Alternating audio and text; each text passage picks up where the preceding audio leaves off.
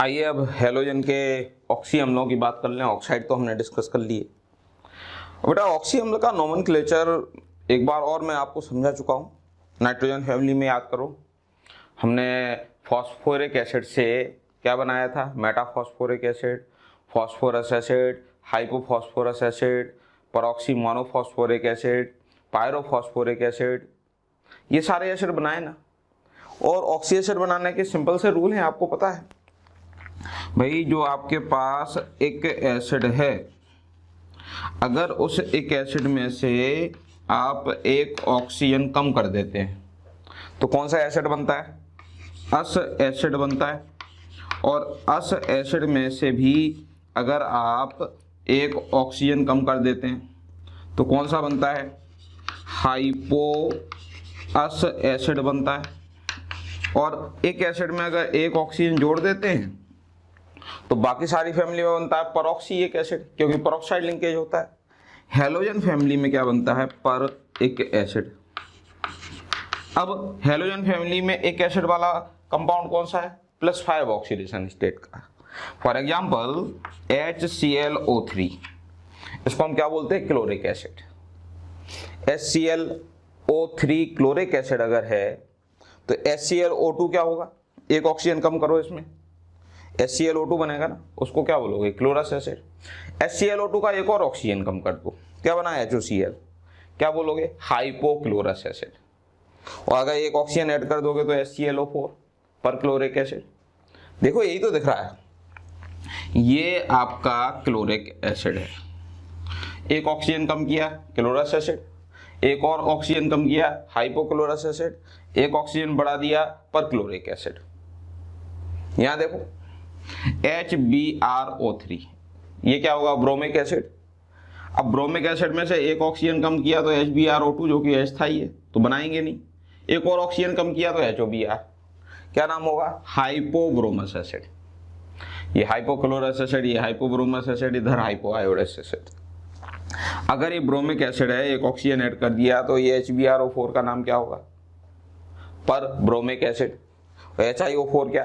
पर iodic acid. Simple से नाम याद कर सकते हैं। ये उनके ऑक्सीडेशन स्टेट और ये जो कॉमन टर्मिनोलॉजी है वो यहीं से ड्राइव किए, अलग नहीं है। उसको एक टेबल के फॉर्म में रख दिया, और तो क्या है। हाँ, क्या बनते हैं क्या नहीं बनते ये ध्यान रखना। अब फ्लोरीन की तो ऑक्सीडेशन स्टेट की समस्या है ही सही, और फ्लोरीन में आप आगे पॉजिटिव ऑक्सीडेशन स्टेट की कोई उम्मीद नहीं कर सकते।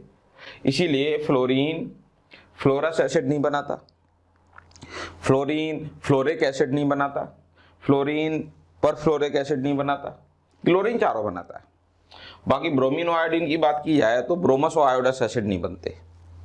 ये वो डिटेल जो आपको क्या करनी है? याद रखनी है।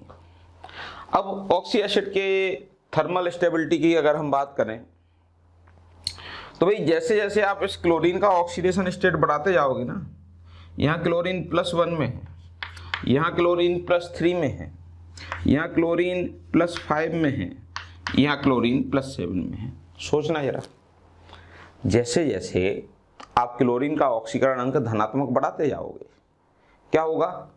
क्लोरीन की विद्युत ऋणता ज़्यादा हो जाएगी, वो ज़्यादा अतिव्यापन करेगा।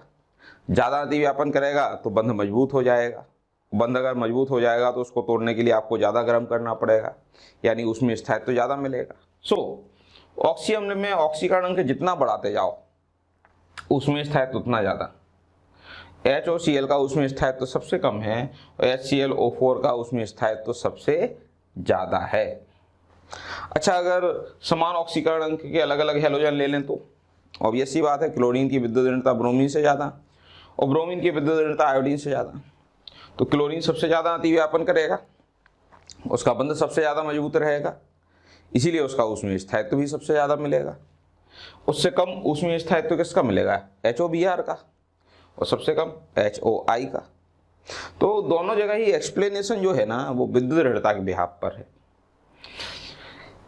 HClO3, HbRO3, HiO3 ये थोड़ा सा अलग डायरेक्शन में भागता हुआ मामला दिखाई देता है, तो अलग से याद रखना है इसको।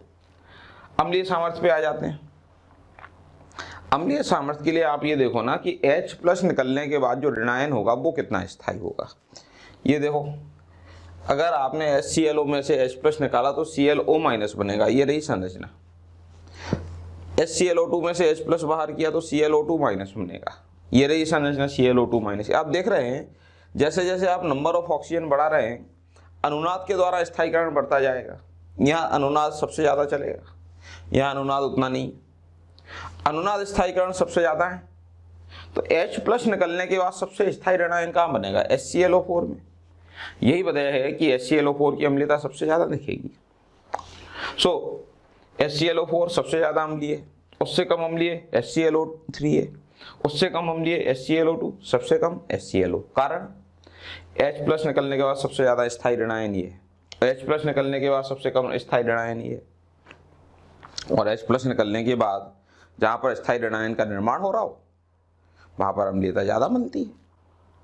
अच्छा, क्लोरीन ब्रोमीन आयोडीन के केस में वापस से वही ऋणायन के स्थायित्व के आधार पर देखोगे तो HOCl सबसे प्रबल अम्ल होगा, तो HOI सबसे दुर्बल होगा। आगे बात करें अम्लीय सामर्थ्य की पर क्लोरिक एसिड में, तो पर क्लोरिक एसिड ज़्यादा अम्लीय है पर ब्रोमिक एसिड से, और पर ब्रोमिक एसिड ज़्यादा अम्लीय है पर आयोडिक एसिड से। ठीक, अब ऑक्सीकारक क्षमता कई बार हमें कंफ्यूज कर देती है। बहुत सारी जगह तो ये है कि अम्लीय क्षमता और ऑक्सीकारक क्षमता करीब करीब एक जैसे ऑर्डर आते हैं, तो हमें कंफ्यूजन नहीं होता। यहाँ अलग है। आप देखो HClO4 सबसे ज़्यादा अम्लीय है, HClO सबसे कम अम्लीय है, लेकिन HClO सबसे अच्छा ऑक्सीकारक है, HClO4 सबसे बुरा ऑक्सीकारक है। कारण स्थायित्व तो है बेटा, HClO का स्थायित्व सबसे कम है, बंध आसानी से टूटता है। थर्मल स्टेबिलिटी, ऊष्मीय स्थायित्व की बात कर रहा हूँ, ऊष्मीय स्थायित्व कम है तो बंध जल्दी टूटता है, बंध जल्दी टूटता है ऑक्सीजन जल्दी दे देता है। ये उतनी जल्दी ऑक्सीजन नहीं दे पाता क्योंकि बंध तुलनात्मक रूप से मजबूत है। सो ऑक्सीकारक क्षमता HClO की सबसे ज़्यादा है, जबकि अम्लीय क्षमता HClO4 की सबसे ज़्यादा है। ये डिफरेंस जरूर याद रखना, एग्जाम में यहीं पर कंफ्यूजन होता है, यही मिस्टेक होती है। बाकी ऋणायन के स्थायित्व की बात हमने कर ही ली है। परहेलिट आयन के लिए बेटा आप कोई भी कंसेप्ट लगा लो, सारे कंसेप्ट फेल ही होने। ये तो मानक अपचयन विभव के जो मान है उसके आधार पर है। आपको याद होगा मानक अपचयन विभव का मान जितना अधिक धनात्मक हो उतना ही ऑक्सीकारक क्षमता होती है। तो परब्रोमेट आयन की ऑक्सीकारक क्षमता परायोडेट से ज़्यादा है और परायोडेट की ऑक्सीकारक क्षमता परक्लोरेट से ज़्यादा है। किसके आधार पर है ये मान? ये मानक अपचयन विभव के मान के आधार पर डिसाइड किया गया है।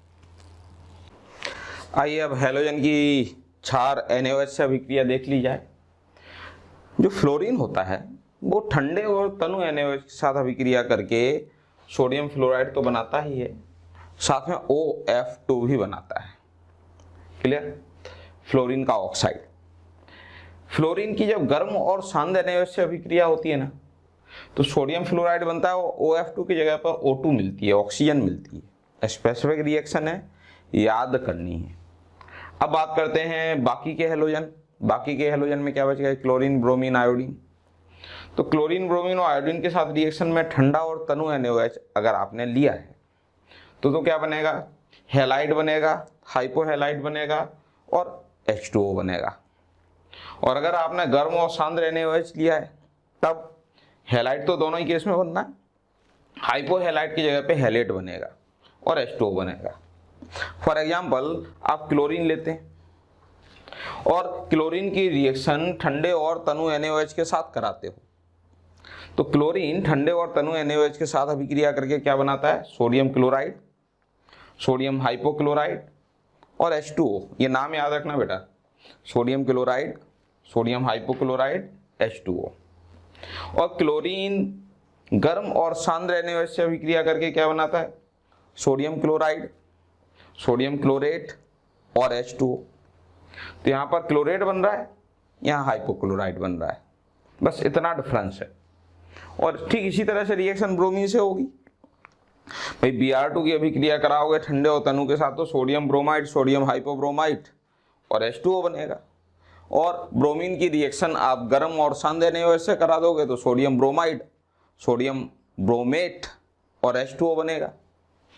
आयोडीन की भी यही कहानी। थैंक यू बच्चों, हमें ढेर सारा प्यार देने के लिए।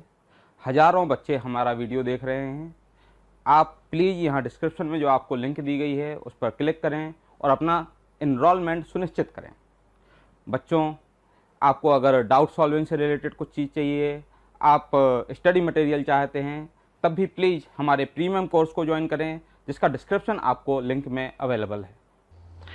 अब बात कर लेते हैं इंटर हैलोजन यौगिक की। इंटर हैलोजन बोले तो दो हैलोजन आपस में रिएक्ट करके जो कंपाउंड बनाए, मतलब ऐसा कंपाउंड जिसमें केवल अलग अलग हैलोजन दिखाई दे रहे हैं और कुछ नहीं है, वो इंटर हैलोजन कंपाउंड है।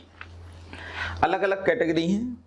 आपको AX टाइप का इंटर हैलोजन कंपाउंड दिखेगा, यानी सराउंडिंग एटम एक होगा। आपको AX3 टाइप का भी मिलेगा, AX5 भी मिलेगा और AX7 भी मिलेगा। ध्यान रखना, यहाँ पर A का जो आकार है वो X से बड़ा होगा। केंद्रीय परमाणु बड़ा आकार का है और सराउंडिंग एटम है वो छोटे आकार का है।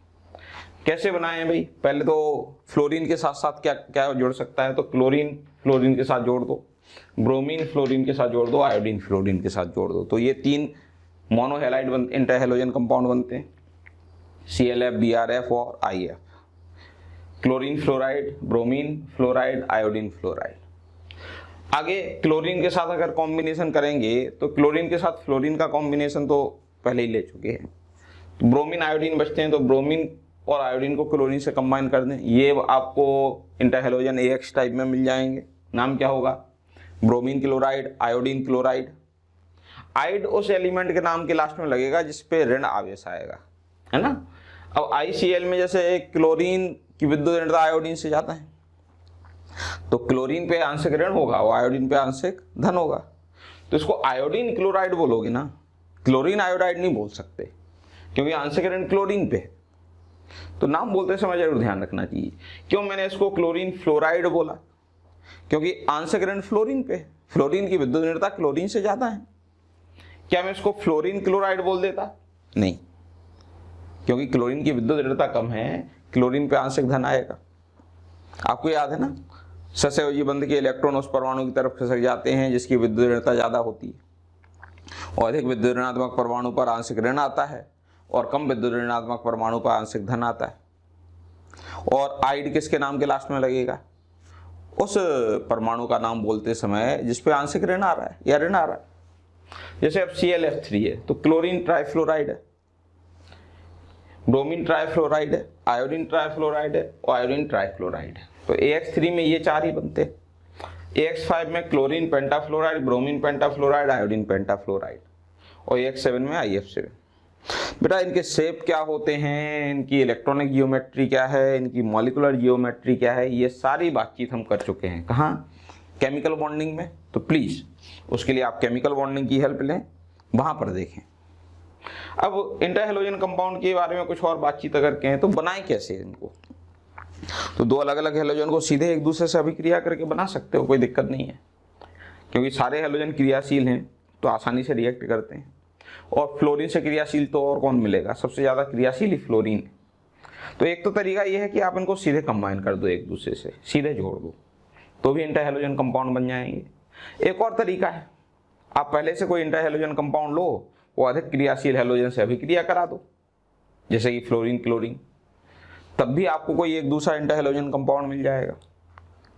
आपने हैलोजन का अनुपात क्या रखा है उस पर डिपेंड करेगा कि प्रोडक्ट क्या बनेगा। जैसे फ्लोरीन और क्लोरीन अगर समान आयतन ले लोगे ना तो ClF बनता है, और अगर फ्लोरीन को आधिक्य में ले लोगे तो ClF3 बनता है। अच्छा, इंटर हैलोजन कंपाउंड ले लिया आपने ClF और फिर फ्लोरीन से अभिक्रिया करा दी, ClF3 बन जाता है। आयोडीन क्लोरीन का समान आयतन लोगे तो ICl बनता है, और क्लोरीन अधिकता में ले लोगे तो ICl3 बन जाएगा। ब्रोमीन फ्लोरीन के नाइट्रोजन से डाइल्यूट कर दो थोड़ा सा इनर्ट एनवायरनमेंट में, तो ब्रोमीन फ्लोरीन से अभिक्रिया करके BrF3 बनाता है, अदरवाइज तो फ्लोरीन एक्सेस में है तो BrF5 बन जाएगा, है ना। तो इस तरह से आप इंटर हैलोजन कंपाउंड बना सकते हैं। क्रियाशीलता, भाई हैलोजन में तो क्या है, ध्रुवीयता नहीं है ना भाई। 2 हैलोजन जब एक दूसरे से जुड़े हैं, दोनों एक समान है, जैसे 2 क्लोरीन Cl2, 2 ब्रोमीन मिलके Br2 बना रखा है, 2 आयोडीन ने मिलके I2 बना रखा है, तो बंध अध्रुवीय है, यौगिक अध्रुवीय है, कुल मिला के अणु अध्रुवीय है। और जो अध्रुवीय आपके पास कंपाउंड होते हैं जो अध्रुवीय अणु आपके पास होते हैं उनकी क्रियाशीलता जनरली कम ही मिलती है, और ध्रुवीय अणुओं की क्रियाशीलता ज़्यादा मिलती है। और जितने भी इंट्रा हेलोजन कंपाउंड मिलेंगे आपको वो ध्रुवीय मिलेंगे। कारण बेटा अध्रुवीय अणुओं के मध्य लगता है ID force, instantaneous dipole, individual dipole, तात्क्षणिक द्विध्रुव, प्रेरित द्विध्रुव प्रकार का आकर्षण का बल, जो दुर्बलतम आकर्षण का बल है। और यही वजह है कि वहां पर आपको आकर्षण दो अणुओं के बीच में कम मिलता है, तो गलनांक और क्वथनांक भी कम मिलते हैं। लेकिन जो अंतर हैलोजन यौगिक हैं उनमें विद्युत ऋणता में अंतर है, तो ये द्विध्रुव हैं। इनमें आकर्षण के बल लगते हैं कौन से, डायपोल डायपोल। ये थोड़े से प्रबल होते हैं, इसलिए पास पास आते हैं। पास पास आते हैं तो इनके गलनांक क्वथनांक भी ज़्यादा होते हैं। तो ये गलनांक क्वथनांक की बात हो गई। क्रियाशीलता किसकी ज़्यादा है, इंट्रा हैलोजन की ज़्यादा है। क्यों, ये ध्रुवीय है। ध्रुवीय अणु अध्रुवीय अणु से अधिक क्रियाशील होते हैं, तो क्रियाशीलता भी इंट्रा हैलोजन कंपाउंड की ज़्यादा है। अच्छे ऑक्सीकारक हैं, और विद्युत ऋणता का अंतर जितना बढ़ाते जाओगे गलनांक क्वथनांक उतना बढ़ता जाएगा। केमिकल बॉन्डिंग में हमने एक फैक्ट डिस्कस किया है बेटा, Br2 और ICl। Br2 का अणुभार कितना है, 160, और ICl का कितना आ जाएगा, मेरे हिसाब से 162.5 के आसपास। तो अणुभार में ज़्यादा अंतर नहीं है दोनों के। उसके बावजूद ICl के गलनांक क्वथनांक आपको ज़्यादा मिलेंगे, Br2 के गलनांक क्वथनांक कम मिलेंगे। ब्रोमीन तो द्रव होता है, ICl ठोस में मिल जाता है, जरा सा टेम्परेचर मैनेज करके रखो, ICl ठोस। क्यों ऐसा है, क्यों ICl के गलनांक क्वथनांक ज़्यादा है, क्योंकि Br2 में दो ब्रोमीन अणुओं के बीच में आईडी फोर्स लग रहा है, दुर्बलतम आकर्षण का बल। जबकि ICl में दो ICl अणुओं के बीच में कौन सा लग रहा है, डायपोल डायपोल, द्विध्रुव द्विध्रुव आकर्षण का बल, जो IT की तुलना में तो क्या है, मजबूत ही, पावरफुल है। हालांकि आईडी भी लगता है, उसके लिए काफ़ी डिटेल आप केमिकल बॉन्डिंग में देखें बेटा, वहाँ पे मिलेगी। सो ये कुछ बातचीत किसके बारे में, इंट्रा हैलोजन कंपाउंड के बारे में। आइए फिर अपनी कहानी को आगे कंटिन्यू करते हैं। आइए बेटा कुछ बातचीत छद्म हैलाइड के बारे में कर लें, और छद्म halogen, pseudo halide, pseudo halogen. छद्म का मतलब क्या होता है नहीं, एक्चुअल ओरिजिनल नहीं है, लेकिन उसके जैसा दिखाई दे रहा है, नकली माल है। अब नकली माल में भी आपको प्रॉपर्टी तो मैच करनी पड़ेगी ना। तो छद्म हैलाइड मतलब ऐसे ऋणायन जिन पे आवेश -1 है और जो गुणधर्म हैलाइड के जैसे दर्शाते हैं, उन्हीं को आप क्या बोलोगे, छद्म हैलाइड बोलोगे। और छद्म हैलोजन यानी ऐसे हैलोजन जिनके गुणधर्म आपको हैलोजन से मिलते हुए दिखाई दे रहे हैं, वो छद्म हैलोजन। जैसे आपको पता है कि sodium chloride, sodium chloride, sodium bromide, sodium iodide, sodium के जितने भी हैलोजन के साथ बने हुए लवण हैं वो जल में घुलनशील है। वो ये चीज़ छद्म हैलाइड के साथ भी लागू होती है। जैसे Cn- साइनाइड छद्म हैलाइड, और सोडियम साइनाइड जल में घुलनशील है। सिल्वर के जितने भी हैलाइड हैं, अगर सिल्वर फ्लोराइड को छोड़ दिया जाए तो जल में अघुलनशील है। Silver chloride, silver bromide, silver iodide आपको याद होगा। सिल्वर क्लोराइड का श्वेत अवक्षेप बनता है, सिल्वर ब्रोमाइड का हल्का पीला अवक्षेप बनता है, सिल्वर आयोडाइड का पीला अवक्षेप बनता है। और ये चीज सीडो हैलाइड में भी है। सीडो हैलाइड के जितने सिल्वर के बने हुए लवण हैं उनका भी अवक्षेप ही बनता है, वो जल में नहीं घुलते। तो प्रॉपर्टी मैच कर गई ना, इसीलिए तो सीडो हैलाइड बोला है। और सीडो हैलोजन, अच्छा देखें जरा, छद्म हैलोजन में कौन कौन से आते हैं। वैसे पहचानना आसान काम है, पता है। सीडो हैलोजन पहचानना है ना, सीडो हैलाइड पहचानना है, कम से कम एक नाइट्रोजन होगा, एक कार्बन होगा। छद्म हैलाइड अगर बोलूं तो, और आवेश -1 होगा। तो 4 ऑप्शन देखो, कौन सा ऑप्शन ऐसा है जिसमें एक कार्बन है, एक नाइट्रोजन है, -1 है, वही छद्म हैलाइड है। एकमात्र एक्सेप्शन N3- लेके चलना है, एजाइड आयन। ये सीडो हैलाइड है, इसमें कार्बन नहीं दिखाई दे रहा है ना। बाकी तो काम आसान है। छद्म हैलोजन में CN2 आता है, आपको पता होगा ये किस नाम से जाना जाता है, सायनोजन, है ना। छद्म हैलोजन है। इसके अलावा इसमें अगर ऑक्सीजन लगा दो तो OCN2 कर दो, ऑक्सी सायनोजन। तो ये नाम है, नाम देना मतलब ऐसा कोई मुश्किल काम नहीं है ना। थायोसायनोजन, अगर जैसे ऑक्सीजन की जगह सल्फर कर दें, HCN कर दें, तो इसका नाम क्या हो जाएगा, थायोसायनोजन। प्यारे बच्चों, रोज़ आपके कमेंट आ रहे हैं कि सर आप इस टॉपिक के बारे में वीडियो बनाएं, इस टॉपिक को थोड़ा सा एलेबोरेट करें, इसको समझाएं। प्लीज़ बेटा हमारे यूट्यूब चैनल को सब्सक्राइब करें और बेल आइकन को दबाएं। दरअसल हो ये रहा है कि कई बार जो टॉपिक आप बोलते हैं ऑलरेडी उस टॉपिक का वीडियो अवेलेबल होता है हमारे यूट्यूब चैनल पर, है ना। सो आप जब बेल आइकॉन प्रेस करते हैं तो आपको उसकी इन्फॉर्मेशन भी मिलेगी और वहाँ से आप हमारे सारे वीडियो देख पाएंगे। यहाँ पर अगर मैं सेलेनियम कर दूं सल्फर की जगह और SeCN होल ट्वाइस कर दूं तो इसका नाम क्या हो जाएगा? सेलेनो साइनोजन। तो साइनोजन, ऑक्सीसाइनोजन, थायोसाइनोजन, सेलेनोसाइनोजन, एजिडो कार्बन डाइसल्फाइड। भाई कार्बन डाइसल्फाइड क्या होता है? CH2, इसमें एजाइड आयन N3 और लगा दो, ठीक है। तो ये जो एजिडो कार्बन डाइसल्फाइड है, ये सारे के सारे क्या हैं? ये सारे के सारे एग्जाम्पल हैं छद्म हैलोजन के। अब छद्म हैलाइड तो बना दो इसके ऋण ion, CN minus cyanide ion छद्म हैलाइड है। OCN थायोसाइनेट आयन छद्म हैलाइड है। ऑक्सीसाइनेट, ये साइनेट आयन सॉरी, थायोसाइनेट तो ये हुआ SCN माइनस थायोसाइनेट आयन छद्म हैलाइड है ना। और एजिडो कार्बन डाइसल्फाइड का ऋण आयन बना दो, ये भी क्या है? छद्म हैलाइड है। एक एडिशनल जो अपने को ऐड करना है वो है एजाइड आयन, ये छद्म हैलाइड है। तो छद्म हैलोजन, छद्म हैलाइड की ये तो एग्जाम्पल हो गए, है ना। इनकी प्रॉपर्टी के बारे में बात कर ली। अब एक एक करके हैलोजन को डिस्कस कर लिया जाए। और हैलोजन में सबसे पहला हैलोजन F2। बहुत ज़्यादा डिटेल की जरूरत नहीं है, बट छोटा मोटा याद कर सकते हैं। एक क्वेश्चन अक्सर पूछा जाता है कि जितने भी हैलोजन है उनमें फ्लोरीन की डिस्कवरी सबसे बाद में हुई, सबसे बाद में खोजा गया फ्लोरीन। क्यों? क्योंकि बहुत सारी दिक्कतें हैं इसके बाद। पहली चीज़ तो ये अत्यधिक क्रियाशील है, तो मुक्त अवस्था में मिलेगा नहीं, और मुक्त अवस्था में अगर ये नहीं मिलेगा तो पहचानोगे कैसे कि ये कोई अलग तत्व है?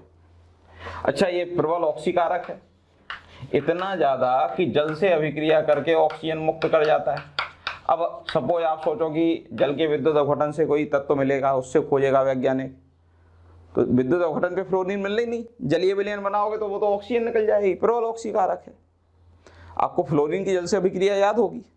ठंडे पानी के साथ क्या बनता है? O2। और गर्म पानी के साथ क्या मिल जाती है? ओजोन।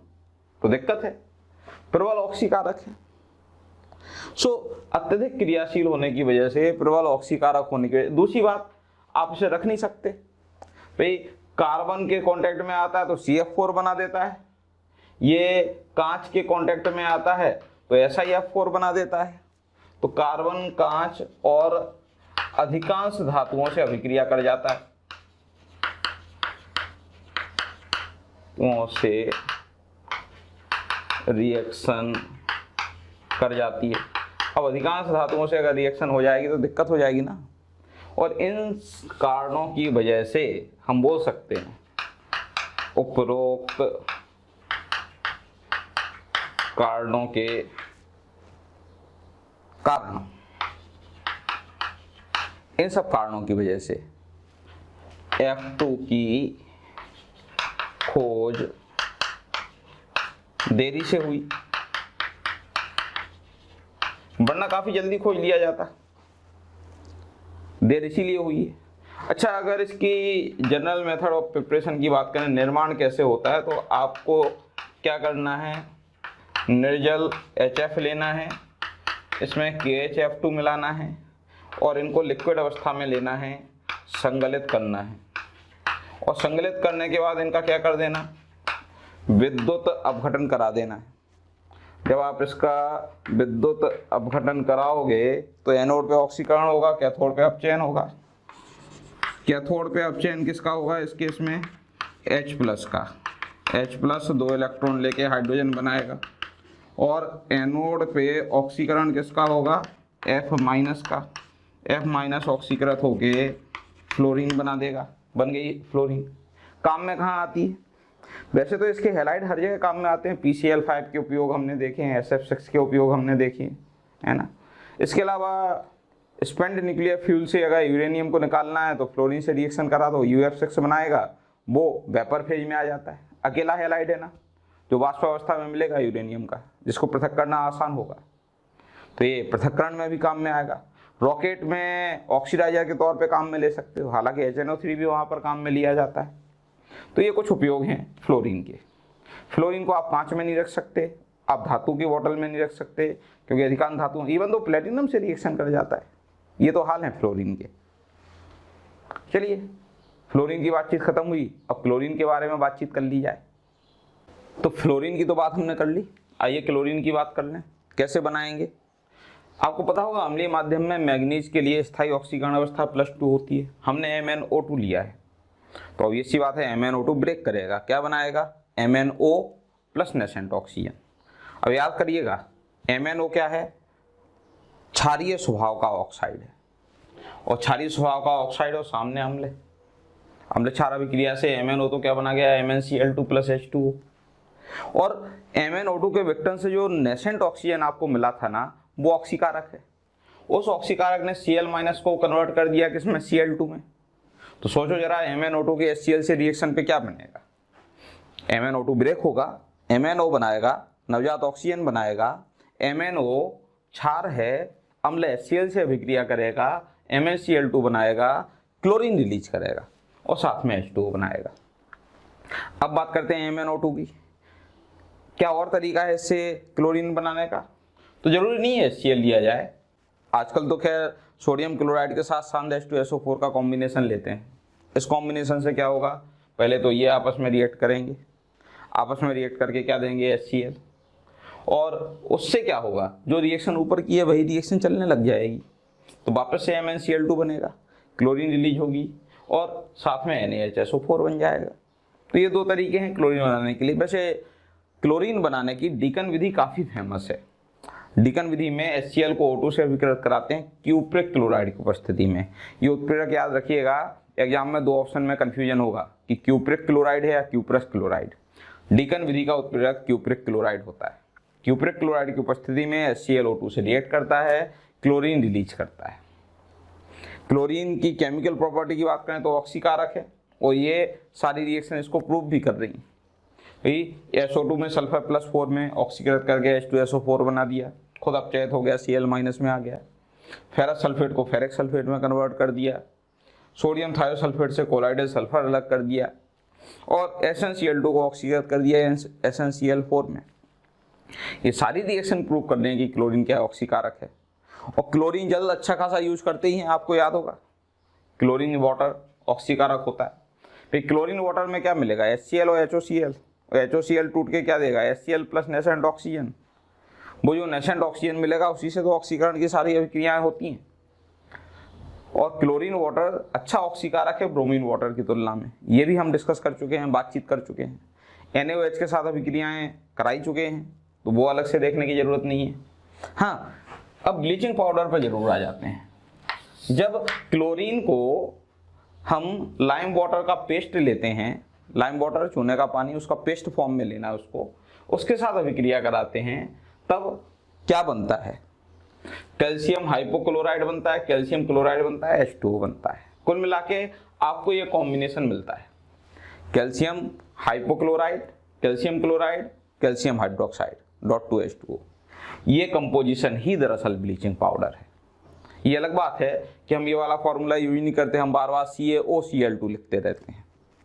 लिख सकते हो, उससे काम चला सकते हो, बट एक्चुअल में ब्लीचिंग पाउडर ये है, भूल मत जाइएगा।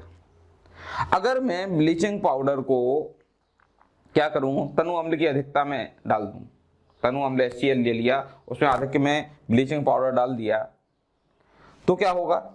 क्लोरीन गैस निकलेगी। जो क्लोरीन गैस निकलती है उसको कहा जाता है उपलब्ध क्लोरीन, अवेलेबल क्लोरीन। अगर आप एक क्वालिटी ब्लीचिंग पाउडर देखते हैं तो उसमें उपलब्ध क्लोरीन की प्रतिशतता 35 से 38% के आसपास रहती है। हालांकि अगर ब्लीचिंग पाउडर को आप लंबे समय के लिए रख देते हैं तो ये CaOCl2, ब्लीचिंग पाउडर की रिएक्शन जब भी करेंगे बेटा, इतना लंबा चौड़ा तो नहीं लिखेंगे इसको, शॉर्ट में हम क्या लिखेंगे? CaOCl2। तो ब्लीचिंग पाउडर को लंबे टाइम के लिए रख दिया जाए ना, तो धीरे धीरे वो कैल्शियम क्लोरेट में कन्वर्ट हो जाता है, और फिर HCl से अभिक्रिया करने पर उतनी क्लोरीन नहीं मिलती, यानी उपलब्ध क्लोरीन की प्रतिशतता कम हो जाती है। तो इसीलिए ब्लीचिंग पाउडर अगर नज़दीकी बना हुआ हो, ताज़ा बना हुआ हो, तो वो ज़्यादा सही माना जाता है। आइए अब ब्लीचिंग पाउडर की कुछ रिएक्शन देखें। वैसे रिएक्शन में भी आसान सा काम है। ब्लीचिंग पाउडर को ब्रेक करो, CaOCl2 को क्या लिख दो, CaCl2 प्लस नेसेंट ऑक्सीजन। अगर आपको हमारे वीडियो पसंद आ रहे हैं प्लीज़ उन्हें लाइक करें, शेयर करें, ताकि ज़्यादा से ज़्यादा ज़रूरतमंद बच्चों तक उनकी पहुंच हो सके। प्यारे बच्चों, आपका बहुत प्यार और स्नेह हमें मिल रहा है और यही वजह है कि हम हाईली मोटिवेटेड रहते हैं आपको अपनी बेहतर सुविधाएं देने के लिए, बेहतर सेवाएं देने के लिए। ये नेसेंट ऑक्सीजन ही सारे काम करेगा। याद करो कि MnO4 और K2Cr2O7 के ज़माने से हम रिएक्शन कराते आ रहे हैं, वही तो करना है। कौन सा कुछ अलग काम करना है। H2S से कोलॉइडल सल्फर बनता है, फेरस सल्फेट फेरिक सल्फेट में परिवर्तित हो जाता है, बहुत सारी रिएक्शन है। आइए देखते हैं। तो आइए ब्लीचिंग पाउडर की रिएक्शन देखें। याद है ना, इस ब्लीचिंग पाउडर का क्या करना, इसको ब्रेक कर देना है, तोड़ देना है। किसमें तोड़ देना है, जब भी केमिकल रिएक्शन कराओगे CaCl2 और नवजात ऑक्सीजन में। ये जो नवजात ऑक्सीजन है इसी को तो ऑक्सीकरण कराना है। देखो H2S से अभिक्रिया में कोलॉइडल सल्फर बना दिया ऑक्सीकरण से, खुद किसमें कन्वर्ट हो गया, CaCl2H2। आप Ki से रिएक्शन कराओ HCl की उपस्थिति में, क्या होगा, I2CaCl2 बन जाएगा, I माइनस I2 में कन्वर्ट हो गया, साथ में KClH2 बनना है। मतलब बहुत सिंपल रिएक्शन है। फेरस सल्फेट किसमें बदलेगा, फेरिक सल्फेट में। हाँ, अमोनिया अगर आपने ले लिया तो आपको याद है ना, अमोनिया के साथ अगर कोई ऋण आयन ऐसा है जो ऑक्सीकारक प्रवृत्ति का है तो नाइट्रोजन मिलती है। वो चीज़ इधर भी CaCl2 तो बन नहीं था, अमोनिया ऑक्सीकृत हो गई, नाइट्रोजन मिल गई। CO2 से अभिक्रिया करते हैं तो कैल्शियम कार्बोनेट बनता है, क्लोरीन रिलीज हो जाती है। ब्लीचिंग एक्शन होता है ब्लीचिंग पाउडर का, ऑब्वियस सी बात होती है। रंगीन पदार्थ जैसे कि कॉटन हुआ, लिनन हुआ, लकड़ी का जो लुगदी होती है वो हुई, उसको जब आप ब्लीचिंग पाउडर से अभिक्रिया कराते हैं तो ब्लीचिंग पाउडर उसका ऑक्सीकरण कर देता है। ऑक्सीकरण के द्वारा पदार्थ क्या हो जाता है, रंगहीन। अच्छा, एक और, ऑक्सीकरण से जो ब्लीचिंग होती है वो परमानेंट होती है, यानी ब्लीचिंग पाउडर परमानेंट ब्लीचिंग कराएगा। इसके अलावा कहाँ उपयोग होता है, पीने के पानी के शुद्धिकरण में। आप अच्छी तरह से जानते हैं ब्लीचिंग पाउडर काम में लिया जाता है, तो ये इसके यूज हैं। और अब हम बात करते हैं अक्रिय गैसों की। 18वें समूह में अक्रिय गैसों के बारे में हालांकि कुछ बातचीत हमने केमिकल बॉन्डिंग में कर रखी है। समूह में ऊपर से नीचे आते हैं तो जल में विलेयता क्या होती है, बढ़ती है। हीलियम सबसे कम विलेय है, जिनोन सबसे ज़्यादा विलेय है। उसके पीछे क्या रिस्पॉन्सिबल है, डायपोल इंड्यूस्ड डायपोल फोर्स। कृपया करके केमिकल बॉन्डिंग का आखिरी लेक्चर देखें, उसमें हमने डायपोल इंड्यूस्ड डायपोल के बारे में बात कर रखी है, एक्सप्लेन कर रखा है क्यों हीलियम से लेकर जिनोन तक विलेयता बढ़ती है जल में। दूसरे गलनांक क्वथनांक भी हीलियम से लेके जिनोन तक कंटिन्यूसली गलनांक भी बढ़ते हैं, क्वथनांक भी बढ़ते हैं, क्योंकि हेलोजन का साइज जितना अक्रिय गैस का साइज समूह में ऊपर से नीचे जाने पर बढ़ता है, और साइज बढ़ने पर दो परमाणुओं के बीच लगने वाले वान डेर वाल्स आकर्षण के बल का परिमाण भी बढ़ता है, और आकर्षण बल का परिमाण बढ़ेगा तो ऑब्वियस सी बात है गलनांक क्वथनांक भी क्या होंगे, बढ़ेंगे। चलिए, ये तो जल में विलेयता गलनांक और क्वथनांक की बात हो गई। अब अक्रिय गैसें कहाँ मिलती हैं, तो हमारे एटमॉस्फेयर में रेडॉन नहीं मिलती, रेडॉन तो रेडियोधर्मी है। बाकी सारी अक्रिय गैसें हैं हमारे एनवायरनमेंट में हैं, और पूरी अगर शुष्क वायु देखी जाए तो उसका 1% के आसपास का हिस्सा बनाती हैं। इस 1% में भी अगर आपसे पूछा जाए कि सबसे ज़्यादा कौन सी गैस है, तो बेटा आर्गन होती है, सबसे ज़्यादा आर्गन होती है। इसके अलावा हीलियम या फिर नियोन की अगर बात करें तो ये कभी कभी आपको रेडियोधर्मी पदार्थों के साथ मिलते हैं। हीलियम तो अक्सर मिलता है रेडियोधर्मी पदार्थों के साथ, कभी कभी नियोन मिल जाता है ना।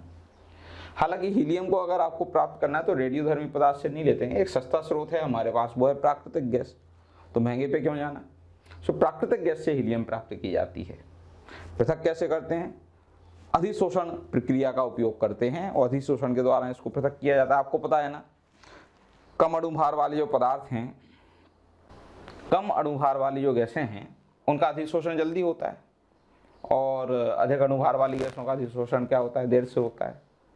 कुल मिला के स्मॉल साइज एटम जो होते हैं उनका अधिशोषण जल्दी नहीं होता, लार्ज साइज जो एटम होते हैं उनका अधिशोषण जल्दी होता है। इससे पहले माफ़ कीजिएगा, थोड़ा उल्टा बोल गया था मैं, है ना। स्मॉल साइज एटम का अधिशोषण आसानी से नहीं होगा, लार्ज साइज एटम का अधिशोषण आसानी से होगा। वही फैक्टर लिया है मैंने, कोकोनट चारकोल ले लिया, नारियल को जला के जो कोयला मिलता है वो कोकोनट चारकोल। अब कोकोनट चारकोल में बहुत कम टेम्परेचर कर दो, 173 केल्विन। आप सोच सकते हैं माइनस में डिग्री सेंटीग्रेड में कितना है ये। इतना कम टेम्परेचर करोगे तो हीलियम और नियोन का अधिशोषण तो नहीं होता। आर्गन क्रिप्टोन जिनोन का अधिशोषण हो जाता है, क्योंकि ये हल्की है, हल्की गैसें आसानी से अधिशोषित नहीं होती। अब क्या करो, एक और चार को इसको सेपरेट कर लो, ये गैस है ये ठोस है, अलग कर लिया। अलग करने पर इन गैसों को एक और चारकोल के संपर्क में लेके आओ और वहाँ टेम्परेचर 93 केल्विन, इससे भी कम करो। उसमें क्या होगा, नियोन तो फिर भी अधिशोषित हो जाएगी, हीलियम तो होगी नहीं, और इनको अलग कर लो।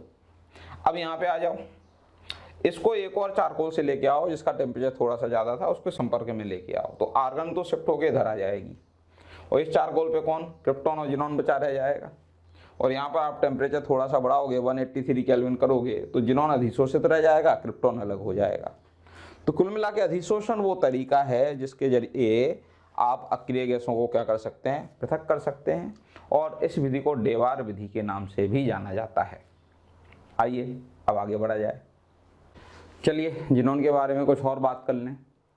वैसे जिनॉन का द्रवीकरण भी मैंने केमिकल बॉन्डिंग में डिस्कस कर रखा है कि समूह में ऊपर से नीचे आते हैं तो द्रवीकरण में आसानी होती है।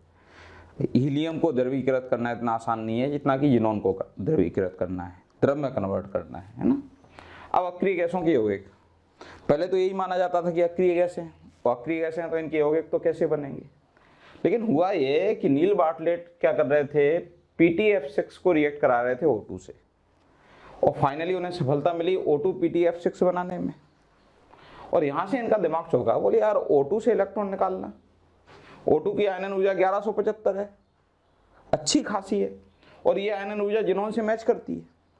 जिनॉन की आयनन ऊर्जा 1170 है, कोई ज़्यादा अंतर नहीं है दोनों में।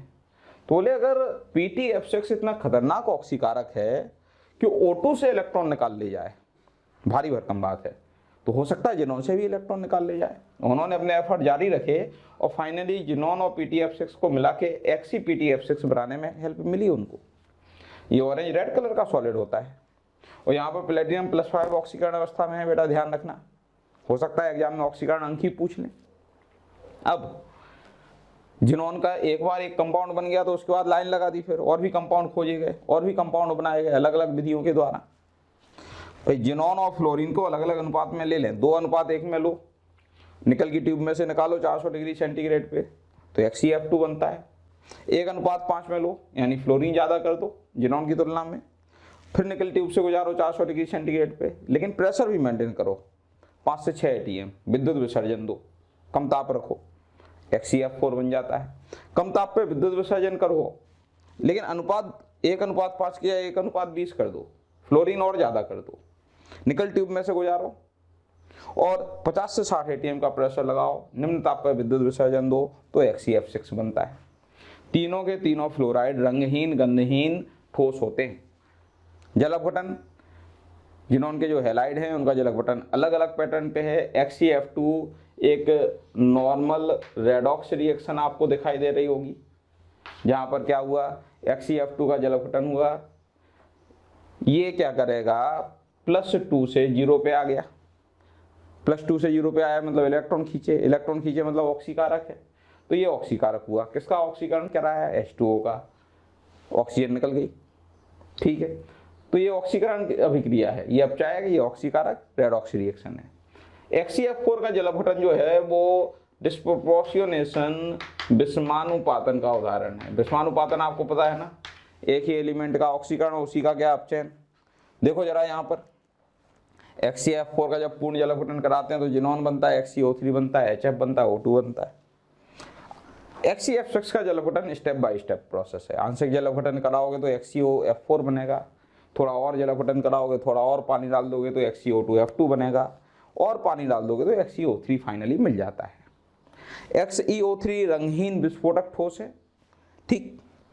बाकी की कुछ रिएक्शन की बात की जाए तो ये जो XeF2 है, एक ये रिएक्शन तो हमने देख ही लिया, ऑक्सीकारक होता है, नो डाउट। जिनॉन के जितने फ्लोराइड होते हैं वो ऑक्सीकारक होते हैं। इसके अलावा जिनॉन का जो फ्लोराइड है वो F- डोनर भी होता है, F- दाता। अब देखो PF5 को ये F- दे के ये कॉम्प्लेक्स बना रहा है, XeF+ PF6-, ये एंटीमनी पेंटाफ्लोराइड को F- दे रहा है, F- दाता है, और क्या बना रहा है, XeF3+ SbF6-। ना सिर्फ ये जिनॉन के फ्लोराइड ऑक्सीजन दाता होते हैं, बल्कि अगर क्षारीय धातुओं के फ्लोराइड से अभिक्रिया की जाए तो ये ऑक्सीजन, ये F- ग्राही भी होते हैं। आप देखो sodium fluoride, potassium fluoride, rubidium fluoride, caesium fluoride, इनकी जब XeF6 से अभिक्रिया की जाती है तो M+XeF7- ये कॉम्प्लेक्स बनता है। तो F- दाता भी होते हैं, F- ग्राही भी होते हैं, ऑक्सीकारक भी होते हैं। इसके अलावा भी रिएक्शंस हैं बेटा, ढेरों रिएक्शन है, बट हमारे सिलेबस में नहीं है तो हम फालतू में उनमें टाइम बर्बाद क्यों करें।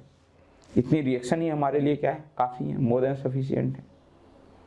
चलिए लास्ट अक्रिय गैसों के उपयोग के बारे में भी बात कर लें। तो हीलियम आपको पता है गुब्बारों में भली जाती है, अज्वलनशील गैस है, आसानी से आग पकड़ती नहीं है, क्रियाशीलता है ही नहीं।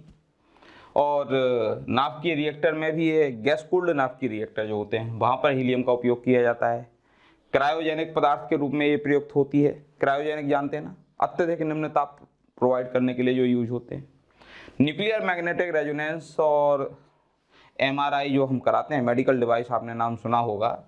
इनमें जो सुपर चुंबक है, अगर उसको सस्टेन करना है तो उसको सस्टेन रखने में हीलियम काम में आती है। एडिशनल यूज है, याद रखिएगा।